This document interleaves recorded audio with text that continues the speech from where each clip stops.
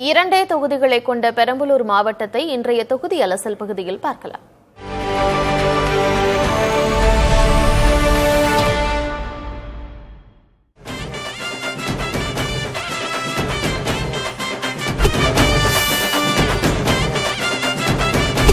தமிழகத்தின் மையப்பகுதியில் அமைந்துள்ள பெரம்பலூர் மாவட்டம் விவசாயத்தையும் பால் உற்பத்தியையும் உயிர் நாடியாக கொண்டிருக்கிறது.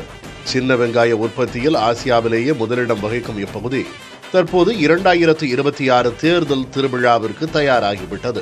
பெரம்பலூர் மற்றும் குன்னம் என 2 தொகுதிகளை மட்டுமே உள்ளடக்கிய மிகச்சிறிய மாவட்டமாக இருந்தாலும் அரசியல் ரீதியாக இது எப்போதும் முக்கியத்துவம் வாய்ந்த ஒன்றாகவே கருதப்படுகிறது. அண்மைக்கால தரவுகளின்படி பெரம்பலூர் தனி தொகுதியில் மட்டும் சுமார் 3 லட்சத்திற்கும் அதிகமான வாக்காளர்கள் உள்ளனர். இதில் பெண்களே பெரும்பான்மையாக இருப்பது குறிப்பிடத்தக்கது. பெரம்பலூர் சட்டமன்ற தொகுதியின் வரலாற்றை திரும்பி பார்த்தால் 1952இல் மெட்ராஸ் மாகாண தேர்தலின் போது இது ஒரு இரட்டை உறுப்பினர் தொகுதியாக இருந்தது. 1962இல் திமுக முதன்முறையாக இங்கு கால் பதித்தது. அதன் பிறகு 1977இல் அதிமுக உருவானது முதல் பெரம்பலூர் மாவட்டம் திராவிட கட்சிகளின் கோட்டையாக மாறியது.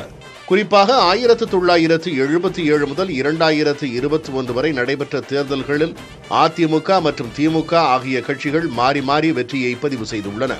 1989இல் இந்திய கம்யூனிஸ்ட் கட்சி இங்கு ஒருமுறை வெற்றி பெற்று தனது முத்திரையை பதித்தது.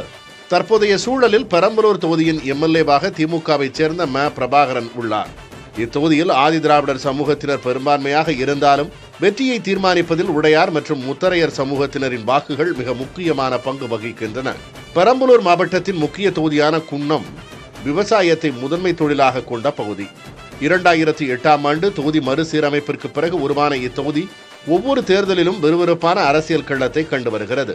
சுமார் 2,70,000த்திற்கும் அதிகமான வாக்காளர்களை கொண்ட இத்தொகுதியில் வன்னியர், உடையார் மற்றும் முத்தரையர் சமூகத்தினர் வெற்றியை தீர்மானிக்கும் முக்கிய சக்திகளாக உள்ளனர்.